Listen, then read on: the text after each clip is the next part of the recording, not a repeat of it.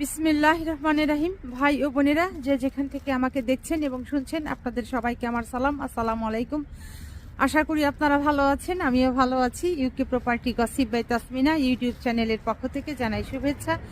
আজ নভেম্বর মাসের 21 তারিখ, বৃহস্পতিবার 2024। এই মুহূর্তে লন্ডনের তাপমাত্রা আছে মাত্র 1 ডিগ্রি সেলসিয়াস। এখন লন্ডন সময় সকাল 9:30। কাজে যাচ্ছি। তো আমার বাসা থেকে বের হয়ে বাস স্টপের দিকে হেঁটে হেঁটে যাচ্ছি। তো ধরেন মোটামুটি 4-5 মিনিট ধরে আমি হাঁটছি। আর এই সময়ের ভেতরে মনে করেন যে আমার সারা শরীর একেবারে আইসক্রিম হয়ে গেছে, ঠান্ডা বরফ। আজ ভিডিওর শুরুতেই আপনারা একটি মেয়ের ছবি দেখতে পেয়েছেন। ওই মেয়েটির নাম হচ্ছে নাফিসা হোসেন মারওয়া। এই নাফিসা হোসেন মারওয়া সম্পর্কেই আজ আমি আপনাদের সাথে কথা বলবো। এই বোনটির জীবনের করুণ কাহিনী আপনাদের সামনে তুলে ধরতে চেষ্টা করব। নাফিসার পরিবারে মোট সদস্য ছিল 4 জন। নাফিসার বাবা জনাব আবুল হোসেন, মা কুলসুম বেগম, নাফিসা যার বয়স 17 এবং তার ছোট বোন সাফা যার বয়স 12 বছর। এই নাফিসাদের গ্রামের বাড়ি হচ্ছে গাজীপুরের টঙ্গীর এরশাদনগরে। অভাবের সংসার, দরিদ্র পরিবার, যে কারণে নাফিজার মা পরিবারের আর্থিক সচ্ছলতা ফিরিয়ে আনার জন্য তিনি কুয়েত চলে যান এবং সেখানে কাজ করেন। আর এই নাফিজার বাবা জনাব আবুল হোসেন সাহেব, তিনি গাজীপুরের টঙ্গীর এরশাদনগরে একটি চায়ের দোকানে চা বিক্রি করেন। তো এই হচ্ছে তাদের পরিবারের আর্থিক অবস্থা। প্রথমে সাভারের মামার বাড়িতে থেকে সাভার ল্যাবরেটরি কলেজে বিজ্ঞান বিভাগে এইচএসসি পর্যন্ত পড়লেও পরবর্তীতে প্রত্যয়ন নিয়ে বাবার কাছে গাজীপুরে এসে গাজীপুরের টঙ্গীর দত্তপাড়ার শাহাজুদ্দিন সরকার স্কুল অ্যান্ড কলেজের এইচএসসি পরীক্ষার্থী নাফিসা হোসেন মারওয়া, যার বয়স হচ্ছে 17। গত জুন, জুলাই, অগস্ট 2024-এ বাংলাদেশে যে ছাত্র আন্দোলন হয়েছিল, সেই ছাত্র আন্দোলনের শুরুতেই এই নাফিসা খুব সক্রিয় ছিল। তো তার বাবা জনাব আবুল হোসেন তার মেয়েকে প্রায়ই বলতেন যে তারা গরিব মানুষ, তাদের এই আন্দোলন দিয়ে কোনো দরকার নাই। তো নাফিসা বরাবরই যেটা তার বাবাকে বলতো যে বাবা, এটি ধনী গরিবের আন্দোলন নয়, এটি হচ্ছে ছাত্র আন্দোলন। যেহেতু নাফিসা একজন ছাত্র, অতএব এই আন্দোলনে তাকে যোগদান করতেই হবে, এই ছিল নাফিসার বক্তব্য। ধীরে ধীরে আন্দোলন যখন কঠিন থেকে কঠিনতর হয়ে যায়, তখন নাফিসাকেও তার বাবা কিংবা তার পরিবারের যারা আছে কেউ থামাতে পারেনি। সে প্রতিদিনই ওই আন্দোলনে যোগদান করত, আন্দোলনে যেত। বাহিরে প্রচণ্ড রকমের ঠান্ডা, শীতে মানে বেসামাল অবস্থা, নাজেহাল অবস্থা। তো এখন ঘরে গিয়ে এই বোন শহীদ নাফিসার বাকি গল্পটুকু আপনাদেরকে জানাবো। যা হোক, শীতের কারণে এখন ঘরে চলে এসেছি। এখন আবার পুনরায় আমি আমাদের সেই শহীদ নারী বোন নাফিসার কথাটা কন্টিনিউ করতে চাচ্ছি। নাফিসা যেহেতু এসএসসি পাশ করেছে সাভার থেকে, তো তার ফ্রেন্ড সার্কেলগুলো হচ্ছে এই সাভার ভিত্তিক। তো যে কারণে ওই আন্দোলনের সময় নাফিসা যেটি করেছে, গাজীপুর থেকে সাভার তার ছোট মামার বাসাতে চলে এসেছে এবং এখানে চলে এসে প্রায় প্রতিদিন সকাল হলেই সে বাসা থেকে বের হয়ে যেত, অর্থাৎ ছাত্র আন্দোলনে যোগ দিত। তো বরাবরের মতো গত 5ই আগস্ট 2024-এ সে দুপুরের দিকে তার বাবাকে ফোন দেয়। ফোন দিয়ে বলে যে বাবা তুমি টেলিভিশন খুলে দেখো যে এই শেখ হাসিনা বাংলাদেশ থেকে পালিয়ে ভারতে চলে গেছে। তখন তার বাবা মেয়েকে ফোনে বলে যে আমরা গরিব মানুষ, আমাদের এই ছাত্র আন্দোলন দিয়ে কি হবে, আর হাসিনা ভারত পালিয়ে গেলেই কি হবে, আমরা গরিব মানুষ, আমি চায়ের দোকানদারি করি, কাজেই বাবা তুমি যেখানেই থাকো না কেন তুমি এই ঝামেলার মধ্যে থেকো না, তুমি বাসায় চলে যাও কিংবা বাসায় অবস্থান করো, বাসাতেই থাকো। তখন নাফিসা তার বাবাকে বলে যে সে ঘরে ফিরতে চায় না যে পর্যন্ত না বাংলাদেশ স্বাধীন হয়, বাংলাদেশ শত্রুমুক্ত হয়, এরকম অনেক কিছু তার বাবাকে বুঝিয়ে বলে। বলার পর সে যেটা করে যে সে ছাত্র আন্দোলনে তো যোগ দিয়েই ছিল, ওখানেই ছিল। হাসিনা চলে যাওয়ার পর তারা সাভার থেকে ঢাকামুখী হয়, ঢাকার দিকে মিছিল নিয়ে আসতে চায়। আর ওই মিছিলের অগ্রভাগেই এই নাফিসা এই বোনটি ছিল। তো তখন তাদেরকে ছত্রভঙ্গ করার জন্য পুলিশরা মানে বৃষ্টির মতো গুলি ছুটতে থাকে এলোপাথারিভাবে। তখন ওই একটি গুলি ওই নাফিসার বুকে লাগে, সামনের দিকে লাগে এবং লেগে পিছন দিক দিয়ে ভেদ করে বের হয়ে যায়। বোন নাফিসা সাভার বাস স্ট্যান্ডের পাশে যে পাকিজার মোড় আছে, সেই পাকিজার মোড়েই তিনি পুলিশের গুলিতে আহত হন।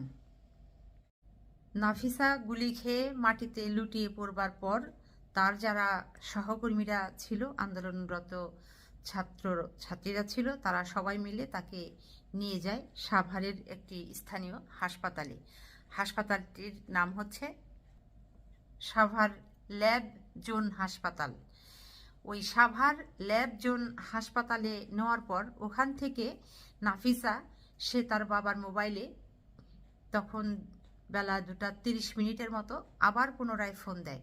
ফোন দিয়ে কান্নাজড়িত কণ্ঠে বলতে থাকে যে সে গুলি খেয়েছে, সে হয়তো আর বাঁচবে না, তো সে মারা গেলে তার বাবা যেন ওই হাসপাতাল থেকে তার লাশটি সংগ্রহ করে এবং দাফন কাফন করে, এই কথাটি তার বাবাকে জানায়। তো তার বাবা এই নাফিজার এই ফোন কল পেয়ে এরকম কথাবার্তা শুনে খুব বিচলিত হয়ে যান এবং তিনি সঙ্গে সঙ্গে ওই চায়ের দোকান বন্ধ করে রওনা হন গাজীপুর থেকে সাভারের উদ্দেশ্যে। কিন্তু তার সাভার আসতে আসতে বেশ কিছুটা সময় লাগে, কারণ ওই সময়ে পর্যাপ্ত বাস চলাচল ছিল না। অনেক সময় নিয়ে কষ্ট করে তিনি গাজীপুর থেকে সাভারে আসেন এবং সাভারে আসার সময় তিনি রাস্তায় আবারও তার মেয়ের নাম্বারে কল করেন। কল করার পর তার মেয়ের ফোন আর রিসিভ করে না, রিসিভ করেন অন্য কেউ এবং এক পর্যায়ে তাকে বলা হয় যে নাফিসা মারা গিয়েছেন, শহীদ হয়েছেন।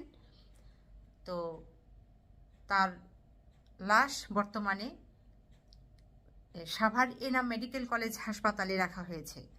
তখন ওই নাফিজার বাবা এবং নাফিজার আরও যে দুই মামা আছেন, ধামরাইতে এক মামা, তারপর হচ্ছে সাভারে আর এক মামা, ছোট মামা, যার কাছ থেকে নাফিজা পড়ালেখা করেছে, এসএসসি পাশ করেছে, এই সবাই মিলে এনাম মেডিকেল কলেজ হাসপাতালে চলে আসে। ওখান থেকে লাশ তারা সংগ্রহ করে।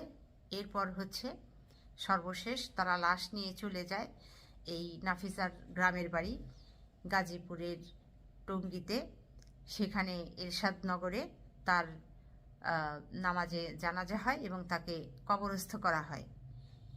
তো এই যে দেখেন, মাত্র 17 বছর বয়সের একটি মেয়ে মাত্র এইচএসসি পরীক্ষা দিয়েছিল। এখানে আরেকটি কথা বলে রাখা ভালো যে নাফিসার মৃত্যুর পর তার এই এইচএসসির যে পরীক্ষা দিয়েছিল সেটি রেজাল্ট হয় এবং দেখা যায় যে সে খুব সফলতার সাথে ভালো রেজাল্ট করেছে, পরীক্ষায় উত্তীর্ণ হয়েছে, পাশ করেছে। কিন্তু এই পাশের খবর নাফিসা আর শুনতে পারল না। সে তো চলে গেছে, মারাই গেছে, শহীদ হয়েছেন। এরপর নাফিজার মা যখন কুয়েত থেকে জানতে পারে যে তার মেয়ে মারা গেছে, সঙ্গে সঙ্গে তিনিও কুয়েত থেকে বাংলাদেশে চলে আসেন এবং মেয়ের কেয়ার দেখতে পান না, কিন্তু মেয়ের কবর তিনি দেখেন। বর্তমানে বাংলাদেশে অন্তর্বর্তী সরকারে যারা আছেন তারা এই যারা শহীদ হয়েছেন বৈষম্য বিরোধী ছাত্র আন্দোলনে তাদের তালিকা করছেন। আশা করি এই শহীদ নারী নাফিজা হোসেন মারওয়ার নাম অবশ্যই আপনাদের সেই লিস্টে আছে। আর যদি না থেকে থাকে তাহলে অবশ্যই প্লিজ তার নামটা আপনাদের শহীদের তালিকায় লিখে রাখবেন। এবং যারা শহীদ হয়েছেন তাদের পরিবার যে সরকার থেকে সহযোগিতা পাচ্ছে, সহায়তা পাচ্ছে, আশা করব যেন এই বোন নাফিজার পরিবার যেন সেই সরকারি সহায়তা থেকে, সহযোগিতা থেকে কোনোভাবেই বাদ না পড়ে, বঞ্চিত না হয়। সে বিষয়ে আপনারা খেয়াল রাখবেন, যত্নবান হবেন। শুধু নাফিসা নয়, নাফিসার মতো সারা বাংলাদেশে আরও অনেক বোনেরা যারা শহীদ হয়েছেন, ভাইয়েরা যারা শহীদ হয়েছেন এই জুন, জুলাই, অগস্ট 2024-এর গণ অভ্যুত্থানে, ছাত্র আন্দোলনে, তাদের কারণ আমি যেন বাদ না পড়ে, সরকারি যে হিসেব আছে সেই হিসেবে যেন তাদের নাম ওঠে এবং তাদের পরিবারগুলো যেন সঠিকভাবে রাষ্ট্রীয় যে সাহায্য সহযোগিতা আছে সেগুলো থেকে বঞ্চিত না হয়। তারা যেন অবশ্যই রাষ্ট্রীয় সহযোগিতাগুলো পায়, আর্থিক সহযোগিতাগুলো পায়। এবং যারা আহত হয়েছেন, শত শত হাজার হাজার এরকম পরিবারের সন্তানরা, তাদের পরিবার, তাদের অভিভাবকরা ওই সকল সন্তানদের চিকিৎসা নিয়ে অনেক উদ্বিগ্ন আছেন। অর্থের জন্য যেন তাদের কোনোভাবেই চিকিৎসা বিঘ্নিত না হয়, সে ব্যাপারেও আপনারা খেয়ালি হবেন, যত্নবান হবেন। মাত্র 17 বছর বয়স এই নাফিসার। 17 বছর বয়সেই তাকে পৃথিবী থেকে বিদায় নিতে হলো। এত কষ্ট করে তার বাবা ওই চায়ের দোকানে সে চা বিক্রি করে তার মেয়েকে লেখাপড়া করাচ্ছিল। মাত্র তারা দুটা বোন, তার ছোট বোনের বয়স তো বলেছি যে 12 বছর বয়স। তার মাও, তার পরিবার, তার মা কুলসুম বেগম এই দুই সন্তানের মুখের দিকে তাকিয়ে সে বাংলাদেশ ছেড়ে কুয়েতে গিয়ে বৈধভাবে তিনি সেখানে কষ্ট করে পরিশ্রম করে অর্থ উপার্জন করতেন এই দুই সন্তানের ভবিষ্যতের জন্য, উজ্জ্বল ভবিষ্যতের জন্য। অথচ সেই সন্তানই তাদেরকে ছেড়ে চলে গেল। একবার যদি আমরা গভীরভাবে এই বিষয়গুলোকে চিন্তা করি, এই মৃত্যুগুলো, এই হত্যাগুলো যে কত হৃদয় বিদারক, একটা পরিবারের জন্য যে কত কষ্টের, যে পরিবারের সন্তান হত্যা হয়েছে, মারা গেছে, সেই পরিবারের লোকজনরাই জানে যে মৃত্যুর কত কষ্ট। তাদের আপনজন তাদেরকে ছেড়ে, তাদের যে আদরের সন্তান তাদেরকে ছেড়ে চলে গেছে, তাদের মনের যে কষ্ট, বুকের যে যন্ত্রণা, সেটি আমরা হয়তো বুঝতে পারবো না, আমরা হয়তো উপলব্ধিও করতে পারবো না। তবে তারপরেও আমাদের শহীদ যারা হয়েছেন, শহীদ পরিবারের সকল সদস্যদের প্রতি আমার তরফ থেকে সমবেদনা জানাচ্ছি, সহমর্মিতা জানাচ্ছি।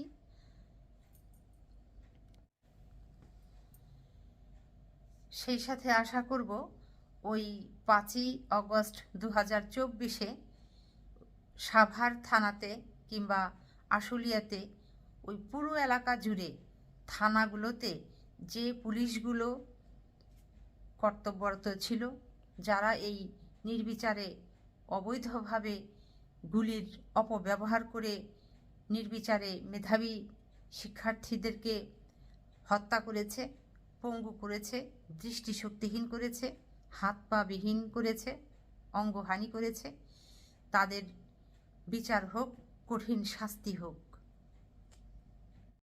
কোটা সংস্কার আন্দোলন 2024 বাংলাদেশে যে হয়েছিল, এই আন্দোলনে এই নাফিসা হোসেন মারোয়া তিনি আসলে সাভারে প্রথম শহীদ নারী ছিলেন।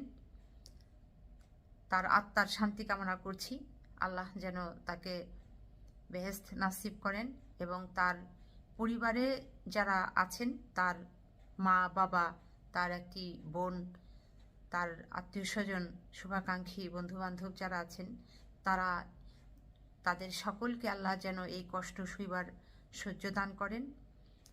তো বাংলাদেশের মানুষের মুক্তির জন্য যারা এরকম প্রাণ দিয়ে গেছেন, শহীদ হয়েছেন, সকলের আত্মার শান্তি কামনা করছি। সবাই ভালো থাকবেন, সুস্থ থাকবেন এবং আমার জন্য দোয়া করবেন। আমার এই চ্যানেলটিতে লাইক, কমেন্ট, শেয়ার এবং সাবস্ক্রাইব করবেন। আসসালামু আলাইকুম, আল্লাহ হাফেজ।